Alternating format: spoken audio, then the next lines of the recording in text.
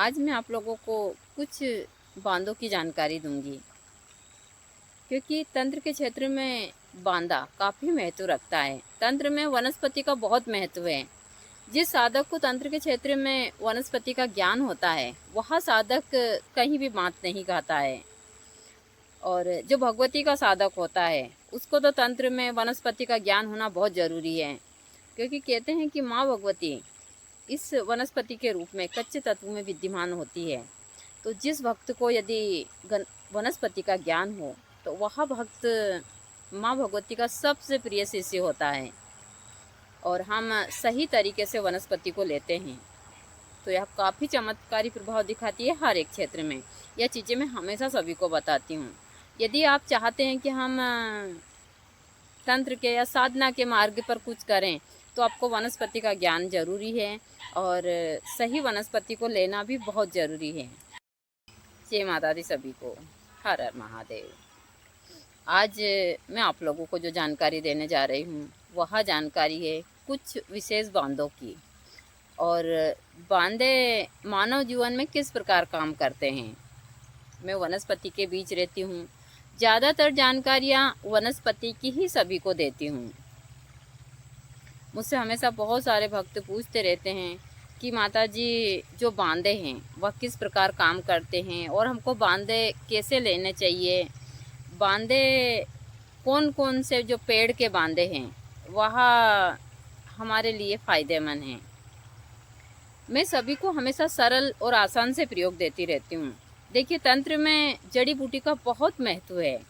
तंत्र में जड़ी बूटी हर एक क्षेत्र में चमत्कारी प्रभाव दिखाती है। चाहे हम साधारण जड़ी बूटियाँ लें या फिर हम बांधे वगैरह लें। बहुत सारे बांधों के बारे में कहा जाता है कि वह अदृश्यकरण की क्षमता रखते, जैसे कि गुलर का बांधा हुआ या फिर बिलपत्र का बांधा हुआ, अर्जुन पेड़ का बांधा हुआ, नागनवन जो बड़ा वाला कपास होता है उसका बांधा हुआ। यह बांधे सब अदृश्यकरण की क्षमता रखते हैं। लेकिन आज के उसमें यह नहीं होता। जो पहले के ऋषि महात्मा होते थे, वह उस हिसाब से लेते थे और उनका उपयोग करते थे। तो मैं आप लोगों को पूरी विस्तार से जानकारी दे देती हूँ कि आप लोगों को कौन सा बांधा कब लेना चाहिए। देखिए, मैं हमेशा बोलती हूँ कि तंत्र के क्षेत्र में जड़ी बूटी काफ़ी चमत्कारी प्रभाव दिखाती है। यदि एक साधक को जड़ी बूटी का ज्ञान हो सही तरीके से, तो वह तंत्र में काफ़ी उस हिसाब की चीज़ें कर सकता है। हमने यहाँ ज़्यादा नहीं तो अभी आज की स्थिति में यहाँ 700-800 जड़ी बूटियाँ होगी, लेकिन हमने ऐसी एक जगह नहीं, हमने बागुड़ों में हर कहीं लगा दी है। और बहुत सारी जड़ी बूटियाँ हैं जो हमको यहीं, हम जहाँ रहते हैं वहीं हमको सुलभ हो जाती है। ऐसे ही मैं हमेशा अपने YouTube या फिर फेसबुक के माध्यम से आप लोगों को जड़ी बूटियों की जानकारी देती हूँ। इनमें कोई खतरा भी नहीं है या बहुत सारी चीज़ें हैं। यदि आप रवि पुष्प, गुरु पुष्प या ग्रहण काल में सूर्य ग्रहण, चंद्र ग्रहण, होली, दीपावली, सब मैं हमेशा बताती हूँ। हमेशा बांधे को एक दिन पहले ही निमंत्रण देना होता है। एक दिन पहले निमंत्रण देकर आप बांधा को आ जाइए। फिर उस नक्षत्र में जाकर आप उस बांधे को लेकर आइए। बांधे लेने के बहुत नेम भी होते हैं। जैसे हम बांधा लेने जाएं गौधूली बेला में, तो हमको स्नान करना चाहिए। स्नान करने के बाद में साफ़ सुथरे कपड़े पहनकर, किसी को बताना नहीं चाहिए। आप हमेशा जब भी बांधा या जड़ी बूटी लेने जाएं तो अपने साथ में जल का लोटा ज़रूर लेकर जाएं, क्योंकि हम वनस्पति का जो वहाँ पर बांधा लेने जाते हैं तो उनको हमको जल वगैरह चढ़ाना हो। जब भी आप बांधा किसी भी चीज़ जड़ी बूटी लेने जाएं तो आप एक पानी का लोटा, उसमें थोड़ा सा चावल और कुमकुम, एक सिक्का और सुपारी लेकर ज़रूर जाएं। यह मेरी सबसे बड़ी सहना है। यहाँ लोग मुझे प्यार भी बहुत करते हैं और गुरुजी के बाद में इन्हीं लोगों ने मुझे सबसे ज़्यादा सहारा भी दिया है, यह मैं बोल सकती हूँ। मैं इंसानों की बस्ती से बहुत दूर हूँ और इंसानों से भी, और अच्छा है, क्योंकि मैंने और गुरुजी ने इंसानों से बहुत धोखे खाए हैं। मैं खुलकर यह चीज़ें बोल सकती हूँ। एक समय था जहाँ पर आश्रम के ऊपर दिन में हज़ारों लोगों की भीड़ लगती थी, लेकिन बहुत सारी चीज़ें देखने के बाद में हमने यह चीज़ें बंद करी। और आज मैं जो आप लोगों को यह जानकारी दे रही हूँ, इसलिए दे रही हूँ कि मैं अपने साथ लेकर, जब गुरुजी ने मुझे दी तो गुरुजी ने कुछ सोच कर ही दी होगी, और मैंने अमन को भी अब दी है। मेरे बाद में यह सारी चीज़ें अमन भी चलाता रहेगा, क्योंकि अमन को भी जितना मुझे ज्ञात है उतना ही अमन को भी ज्ञात है, क्योंकि गुरुजी ने दी और अब मैं भी उसको सारी चीज़ें दे रही हूँ।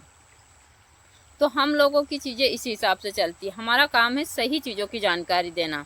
हम कहीं भी अंधविश्वास ना तो गुरुजी ने फैलाया, ना मैं इन तंत्र के क्षेत्र में फैलाती हूँ, चाहे कोई शमशान के नाम पर हो या बहुत सारी चीज़ें हैं तंत्र के नाम। हमने ये नहीं कहा कि हम तांत्रिक हैं, हम किसी को ऐसा कर देंगे वैसा कर देंगे, नहीं।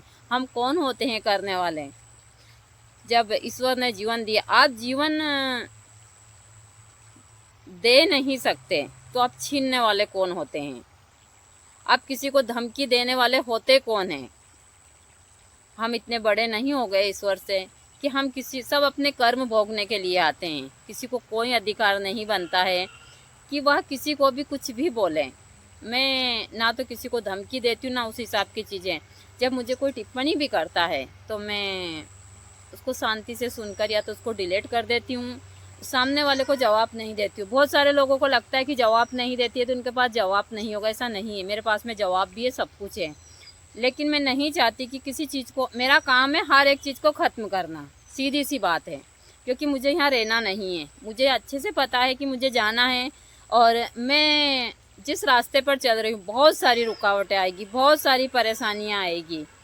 मुझे इन परेशानियों को तय कर इस रास्ते को तय करना है, अपने आप को भी बचा कर रखना है, क्योंकि मुझे पता है मैं जिस क्षेत्र में हूँ वहाँ मेरी सुरक्षा मेरी खुद की जिम्मेदारी है। जो मैंने जो चोला पहना है इसको मैं बेदाग रखना यह मेरी जिम्मेदारी, किसी और की जिम्मेदारी नहीं है, ना तो अमन की ना किसी की भी नहीं है। यह मेरी जिम्मेदारी है कि मैं इस चोले को साफ रखूं, और जब मैं गुरुजी के पास जाऊं तो उनको मैं उस हिसाब से कह सकूं कि आज मैं आपके पास में जिस हिसाब से आप छोड़ कर आए थे मैं उस हिसाब से आई हूं। तो मैं चीज़ें हमेशा सभी को बोलती हूँ। यह चीज़ें बहुत सारे लोगों को बहुत बुरी लगेगी, क्योंकि कुछ लोग जो टिप्पणी करते हैं मैं सब कुछ समझती हूँ, मैं उनकी टिप्पणी का जवाब नहीं देती। इसका मतलब ये नहीं कि मैं नहीं समझती हूँ। जब मैं इतनी सारी चीज़ें करती हूँ तो एक शब्द देखकर मैं चीज़ें समझ जाती हूँ कि किसके दिमाग में क्या चल रहा है। तो हम हमारी थोड़ा सा मुद्दे से हटक गए। तो आप लोग जब भी टिप्पणी करें सोच समझ कर करें। आप इस ऐसी चीज़ों के लिए बहुत सारे लोग हैं, आप उनको टिप्पणी कीजिए। तो आपको जो बांदा लेना होता है, एक दिन पहले निमंत्रण देना होता है, फिर उस अच्छे नक्षत्र में लेना होता है। चाहे बेर का बांदा हो, आम का बांदा हो, गुलर का बांदा हो, मतलब हर एक वृक्ष का बांदा होता है। और जैसे कि सफ़ेद प्लास हो या फिर प्लास का बांदा मुश्किल से मिलता है, और यह बांदा यदि आप सही तरीके से ले लेते हैं तो यह